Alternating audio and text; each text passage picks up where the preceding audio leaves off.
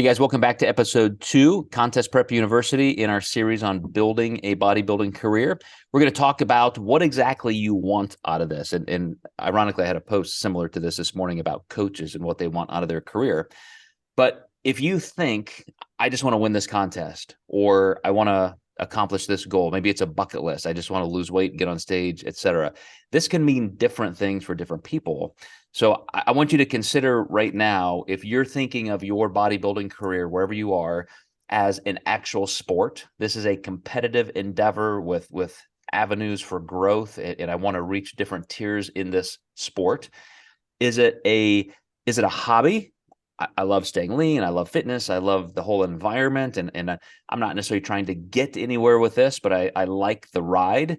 Or is it literally just a one-time goal? I feel like I need this. I've seen other people do it, and I want to see what it's like. That really should form some of your opinions and pathways forward of how you're going to get there. But I'm curious, with all of the athletes, you primarily specialize in bodybuilding as a sport with your clients. Like, in your own mind, when you're fielding different client inquiries, like, how do you categorize them?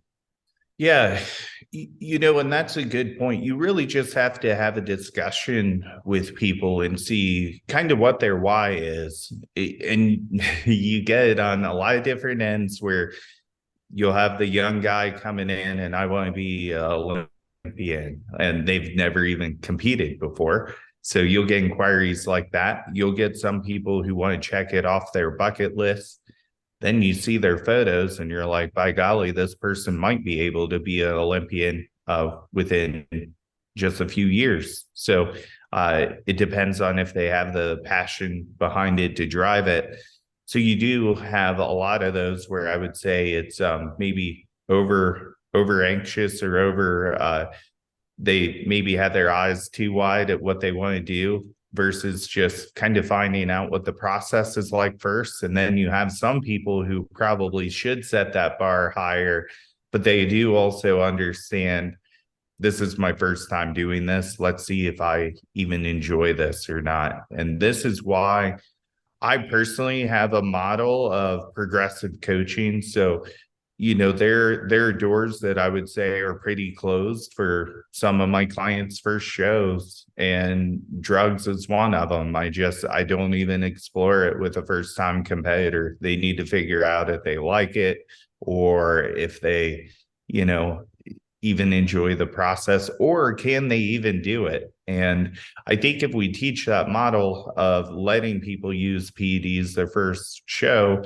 when they become a mom of 4, they're looking to use like Clen or Anavar to reach a peak post-mom physique, because they never understood like the general foundations of nutrition, diet, and exercise.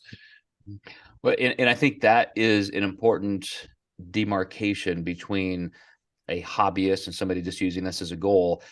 Most of the people coming across our content are going to be very competitive.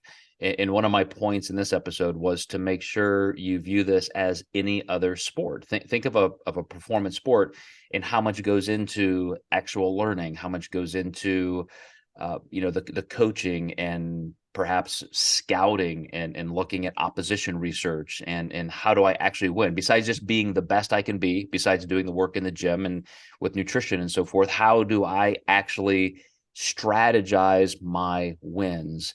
What are some of the things that you talk about with the clients in that vein, in terms of it being a literal sport? Yeah, I do like making comparisons to other sports as well. Whether somebody's injured, or maybe they need some lab work repairs or hormonal repairs, they're on the bench for a while. Or, you can compare them to an athlete where, maybe such and such player wasn't that great in their first season, but then they blossom into being one of the best players in the NBA. Michael Jordan, I believe, was cut from his high school team, if I remember right. So using analogies like that seem, some people have a hard time visualizing bodybuilding as a sport. So I almost like using other sports to help achieve that feeling. I was just speaking to somebody this morning who has been in the NFL on the business and coaching side, and also coaches performance athletes and so forth. And yeah, I mean, there are so many things that go into even just the administrative side and the political side of something. And those who only keep their purview of here's what I do in the gym by myself, here's how I get in the best shape. I don't think you understand how you can really truly navigate a career as a competitive sport until you really start understanding some of those organizational intricacies.